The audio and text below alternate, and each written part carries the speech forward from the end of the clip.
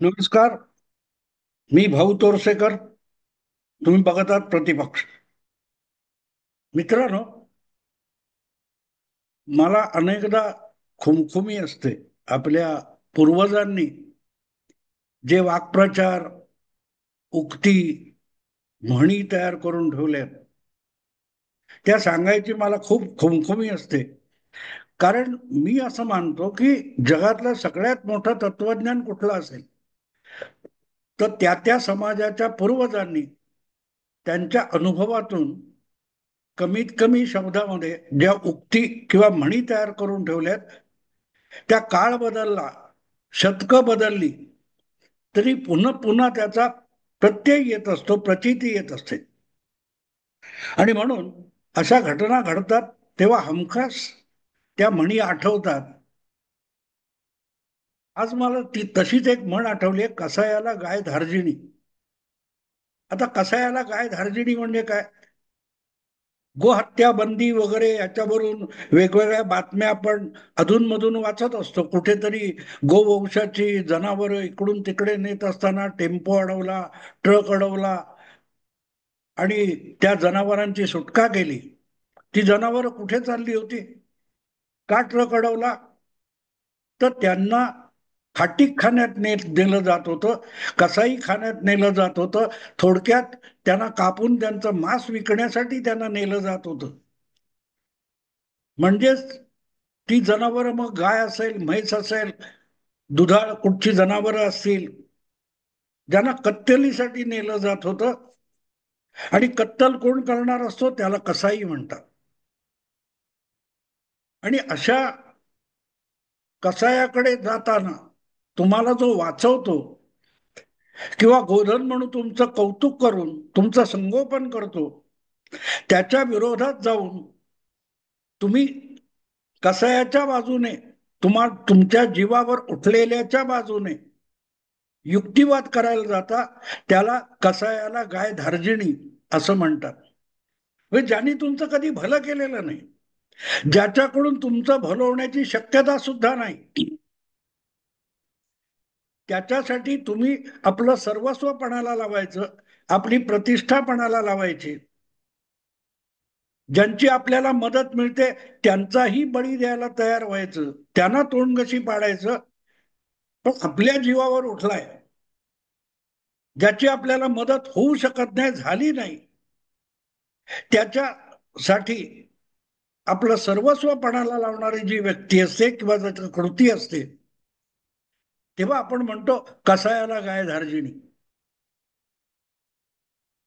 आज मला ही आठवण, म्हणजे ही म्हण का आठवली, तर काल किंवा परवा संसदेच्या अधिवेशनाला सुरुवात झाल्यानंतर अचानक पहिल्या दिवशी रात्री राज्यसभेचे सभापती आणि देशाचे उपराष्ट्रपती असलेले जगदीप धनखड यांनी तडकाफडकी आपला राजीनामा राष्ट्रपती द्रौपदी मुर्मू यांच्याकडे जाऊन सोपवला आणि ते आपल्या जबाबदारीतून मुक्त झाले. आणि मग राजीनाम्याची पत्र नेहमी गुणगान करणारी असतात, तुम्ही मला फारच उत्तम संधी दिलीत आणि त्यामुळे हे झालं ते झालं. कुठचाही वाईट शब्द अशा राजीनाम्यामध्ये सहसा नसतो. सहसा नसतो. कारण ठीक आहे, हसत खेळत बाजूला हो, आणि बाजूला झाल्यानंतर मग तुमचा जो काय आतमध्ये ज्वालामुखी असतो तो बाहेर पडतो. त्यामुळे धनखड यांनी अचानक राजीनामा दिला आणि जी काय कुजबूज सुरू झाली दिल्लीत, देशाच्या राजधानीत, त्यातून नेमकी कारणं समोर येत नाहीयेत, पण हळूहळू करत या गोष्टी बाहेर येत आहेत. अर्थात धनखड यांनी राजीनामा दिला आणि त्यांची अजून 2 वर्षाची मुदत असताना राजीनामा दिला, तर त्यांना विरोधी पक्षाने त्यांची पालखी उचलून मिरवणूक काढली तर नवल नाही.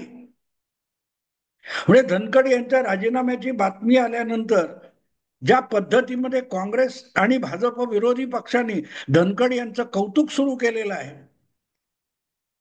ते बघितल्यानंतर धनखड यांची कीव करावी अशी वाटते. खरोखरच कीव करायची वाटते. कारण कालपर्यंत राज्यसभेचे सभापती म्हणून त्यांना प्रतिदिन सभागृहामध्ये अपमानित करणं, हैराण करणं, परेशान करणं याची स्पर्धा सगळ्या भाजप विरोधी बिगर भाजपा पक्षांनी अगत्याने केलेली आहे. अगदी काँग्रेस पक्षाने तर धनखड यांच्या विरुद्ध राज्यसभेमध्ये अविश्वास प्रस्ताव आणण्यापर्यंत मजल मारली होती. कशाला? तर धनखड हे विरोधी पक्षांवर अन्याय करतात आणि सत्ताधारी पक्षासाठी पक्षपात करतात, हा आक्षेप घेत काँग्रेसने काही महिन्यापूर्वी असेल, साधारण वर्षभरापूर्वी असेल, पण धनखड उपराष्ट्रपती यांच्यावर अविश्वास प्रस्ताव आणलेला होता. उपसभापती जे आहेत त्यांचं नाव मला आठवत आहे, हरीश्वर किंवा असं काहीतरी आहे, त्यांनी तो प्रस्ताव फेटाळून लावला. पण इतक्या टोकाला काँग्रेसने धनखड यांचा द्वेष केला, अपमान केला. रोजच्या रोज राज्यसभेतले काँग्रेसचे गटनेते किंवा विरोधी पक्ष नेते मल्लिकार्जुन खरगे नित्यनेमाने धनखड यांना अपमानित करणारे शब्द वापरत होते. अगदी नियम दाखवून धनखड यांना, मल्लिकार्जुन खरगे यांना खाली बसवावं लागत होतं. तेवढ्यावर भागत नाही, अनेक विरोधी नेत्यांना अक्षरशः नंगा नाच केला म्हणून राज्यसभेतून बडतर्फ करावं लागलं होतं. सेशनभर बडतर्फ करावं लागलं होतं. हे मी एवढ्यासाठी सांगतोय मित्रांनो, की आज तेच धनखड राजीनामा दिल्यानंतर किती महान होते आणि सरकारला मतभेद सहन होत नाहीत असं सांगतायत. म्हणजे जे लोक धनखड यांच्यावर अविश्वास प्रस्ताव आणून त्यांना अपमानित करायला बघत होते, ते मतभेद नाही, मतभिन्नता नाही, तर सहमती असल्यामुळे अविश्वास प्रस्ताव आणत होते का? काँग्रेसला धनखड यांचं काम आणि इतकं आवडत होतं की त्यांना तडकाफडकी हाकून लावलं पाहिजे असं काँग्रेसला वाटत होतं का? अविश्वास प्रस्ताव काँग्रेस का आणत होतं? पण लाज लज्जा रस्त्यावरची लोक, सामान्य माणसं, या देशाचा सामान्य नागरिक बुद्धू आहे आणि पत्रकार तर त्यापेक्षा निर्बुद्ध आहे. याविषयी या देशातल्या विरोधी पक्षांना किती आत्मविश्वास आहे बघा, की कालपर्यंत सूर्याकडे बोट दाखवून तो चंद्र आहे म्हणायचं आणि आज म्हणायचं बघा आम्ही म्हणालो होतो तो सूर्य आहे. आणि सामान्य माणसाने निमूट ऐकावं ही अपेक्षा आहे का? तेव्हा धनखड यांनी राजीनामा का दिला याच्यावर कुजबूज सुरू झाली. त्याचं मुख्य कारण असं की त्यांचे आणि सरकारचे मतभेद असणार. सरकार किंवा मोदी सरकार आणि धनखड यांच्यात वितुष्ट आलंय तर आपोआप आपण धनखड यांची बाजू घेतली पाहिजे, कारण आपल्याला कुठली बाजूच नाही. आज देशातल्या काँग्रेस सकट सगळ्या विरोधी पक्षांची अवस्था तुम्ही बघा. ती अवस्था अशी आहे की त्यांना स्वतःचं काही मत नाहीये, स्वतःची काही भूमिका नाहीये. अगदी मी या देशातले पुरोगामी सेक्युलर बुद्धिमंत जे कोणी लिबरल आहेत त्यांच्याकडे बारकाईने बघा, त्यांना स्वतःची काही भूमिका नाहीये. अमुक तमुकाच्या विरुद्ध आहे का? हा, मग आम्ही त्याच्या बरोबर आहोत. मोदी विरोधात आहे, आम्ही तुमचं समर्थन करणार. तुम्ही बरोबर आहात, भाऊ तोरसेकर बरोबर आहे, योग्य बोलतोय म्हणून त्याचा समर्थन किंवा त्याचा विरोध नाही करणार. भाऊ तोरसेकर हा मोदीचं कौतुक करत असेल, आम्ही भाऊ तोरसेकरची निंदा नालस्ती करणार.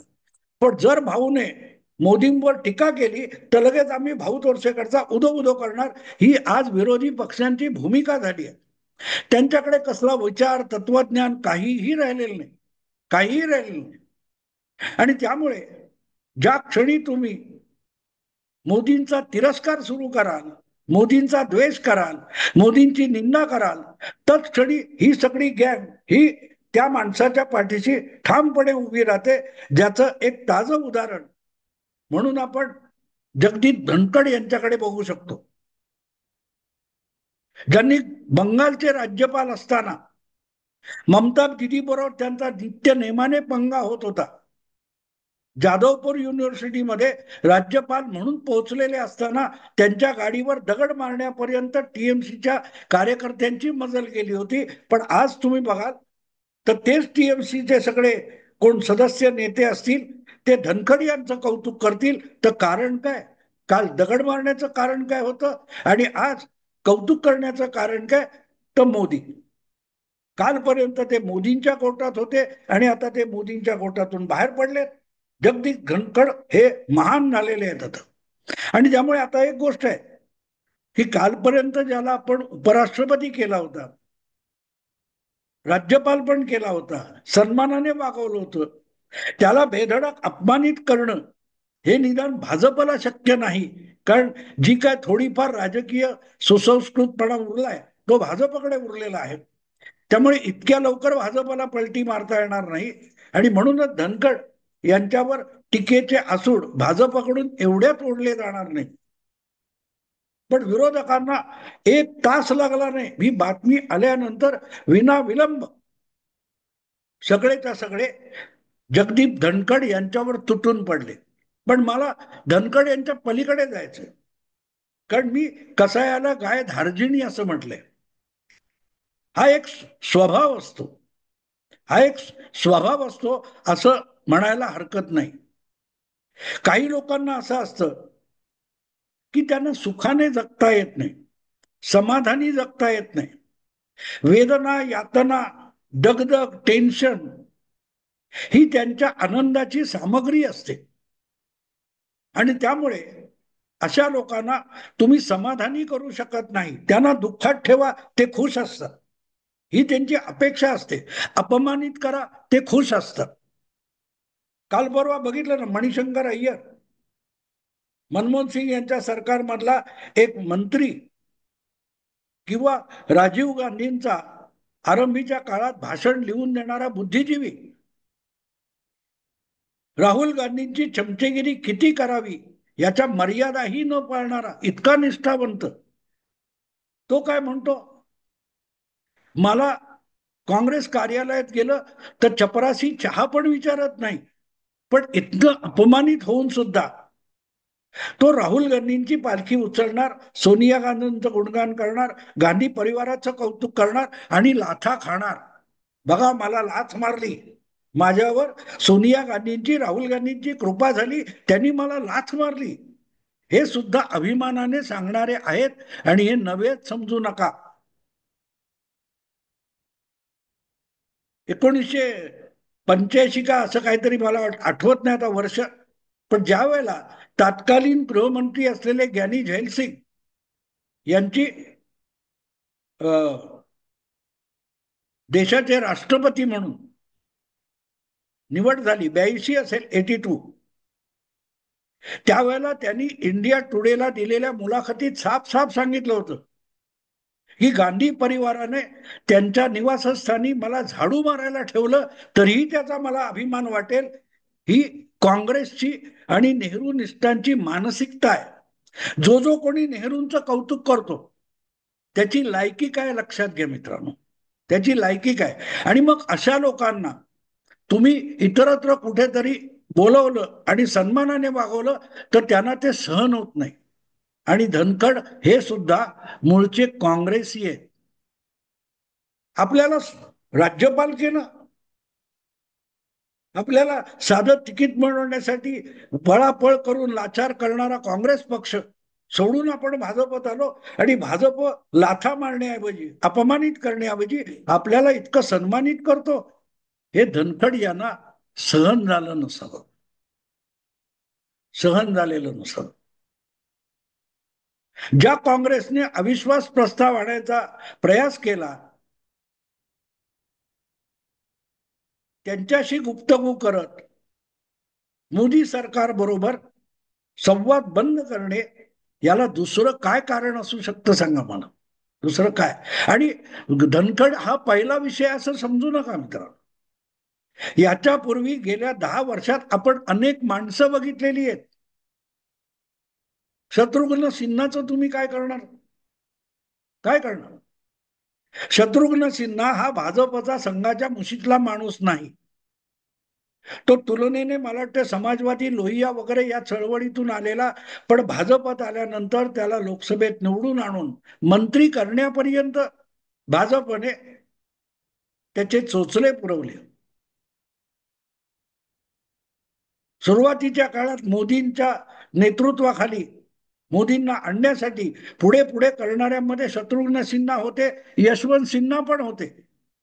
पण जेव्हा 2014 नंतर त्यांची मंत्रीपदी वर्णी लावली नाही, त्यानंतर हे दोन्ही सिन्हा, शत्रुघ्न सिन्हा आणि यशवंत सिन्हा, बघता बघता मोदींचे इतके कट्टर विरोधक झाले की काँग्रेस मोदींची जितकी निंदा नालस्ती करणार नाही, तितकी निंदा नालस्ती हे दोनही सिन्हा करू लागले होते. अगदी भाजप पक्षाचे सदस्य असताना सुद्धा त्यांनी काँग्रेसच्या मंचावर जाऊन भाजपची निंदा करण्यापर्यंत मजल मारली होती.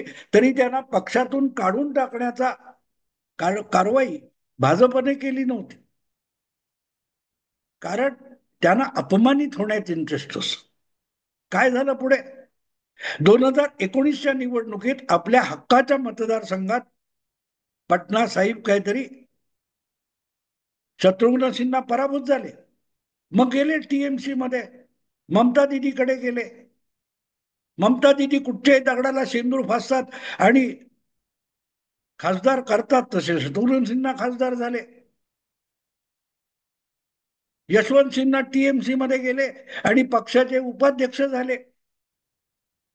गेल्या निवडणुकीत राष्ट्रपती पदाची निवडणूक द्रौपदी मुर्मू यांच्या विरोधात लढून पराभूत झाले. आज यशवंत सिन्हा यांचा उल्लेख सुद्धा काँग्रेसच्या कुठच्या चळवळीमध्ये, कार्यक्रमामध्ये येत नाही. शत्रुघ्न सिन्हा सोनिया गांधी, राहुल गांधी यांच्या खिचगणतीत नाहीत. सत्यपाल मलिक जे समाजवादी चळवळीतून आले, भाजपने त्यांना राज्यपाल वगैरे बनवलं. किसान आंदोलनापासून त्यांचा तो मूळ स्वभाव उफाळून आला आणि सुरू झालं. दुर्लक्ष केलं भाजपने. आता फुसकुल्या सोडण्यापलीकडे सत्यपाल मलिक यांच्या हाताशी उरलंय काय? हाताशी उरलंय काय? जो सन्मान त्यांना भाजपमध्ये राहून मिळाला, मोदींकडून मिळाला, तो काँग्रेसच्या नादी लागून मातीमोल करणं, या पलीकडे यशवंत सिन्हा असतील, सत्यपाल मलिक असतील किंवा ते दुसरे चौधरी वीरेंद्र सिंग, काँग्रेसमध्ये त्यांचा कोंडमारा झाला म्हणून 2014 मध्ये भाजपत आले, केंद्रीय मंत्री झाले, ते सुद्धा भाजपतून बाहेर पडले. आज कुठे आहेत? कुठे आहेत? मुद्दा इतकाच की त्यांची कुवत नसताना त्यांना सन्मानित करणं ही भाजपची चूक होती. ज्यांना सन्मान पचत नाही, सन्मानित होणं पचवता येत नाही, अशा लोकांना तुम्ही सन्मानित करणं हा तुमचा गुन्हा असतो. आणि मग त्या लोकांनी तुम्हाला भाजपला लाथा मारल्या तर भाजपने तक्रार करण्याचं कारण नाही. भाजपची ही तीच लायकी आहे. आयुष्यभर निष्ठेने भाजपमध्ये काम केलेल्या अनेकांना बाजूला सारून हे काल परवा आलेले लोक आहेत, त्यांना मोठमोठी पदं देण्याचं पाप जर भाजपकडून होत असेल तर त्यांना धनखड असोत, सत्यपाल मलिक असोत, चौधरी वीरेंद्र सिंग असोत, त्यांनी लाथा मारल्याच पाहिजेत. यशवंत सिन्हा पण ओरिजिनल भाजपवाले नाहीत. चंद्रशेखर यांच्या जनता दल, जनता पार्टीमध्ये होते, ते नंतर भाजपत आले. त्यांना इतक्या मोठ्या पदावर भाजपने नेलं. पण लाथा खाल्ल्याशिवाय ज्यांचं पोट भरत नाही अशा लोकांना यापेक्षा अधिक सन्मान देणं ही चूक असते. आणि दुसरीकडे बघा की आसामच्या निवडणुका जिंकून देण्यासाठी हेमंत बिश्व शर्मा आल्यानंतर सुद्धा त्याला 5 वर्ष मुख्यमंत्री न बनवता ठेवल्यानंतर त्यांनी जी निष्ठा दाखवली, त्याला 5 वर्षानंतर मुख्यमंत्री केलं, तो टिकून राहिला. ज्याची क्षमता नसते, ज्याच्याकडे गुणवत्ता नसते, अशा व्यक्तीला तुम्ही नको तितका सन्मान दिला तर तो त्याला पचवणं अवघड जातं. मला असं वाटतं की धनखडनी त्याच पंक्तीत बसायचं ठरवलं असेल तर त्यांना कोणी अडवू शकत नाही. त्यांनी कोणी अडवू शकत नाही. आता काँग्रेसला त्यांचा उमाळा येणार, हेही त्यांच्या गळ्यात पडतील. पण आणखी 6 महिन्यानंतर धनखड कुठे आहेत, यशवंत सिन्हा कुठे आहेत, सत्यपाल मलिक कुठे आहेत, राव वीरेंद्र सिंग काय ते चौधरी वीरेंद्र सिंग काय करतात, या पंक्तीतच जगाला धनखड यांचा विसर पडला असेल. कारण त्यांनी आपल्याला जो सन्मान मिळालाय तो सन्मान देणाऱ्याचाही सन्मान ठेवणं आवश्यक होतं. त्यांनी स्वतःवर ही पाळी आणली. एवढंच बोलून थांबतो. आवडलं लाईक करा, शेअर करा आणि प्रतिपक्षाला सबस्क्राईब करा. नमस्कार.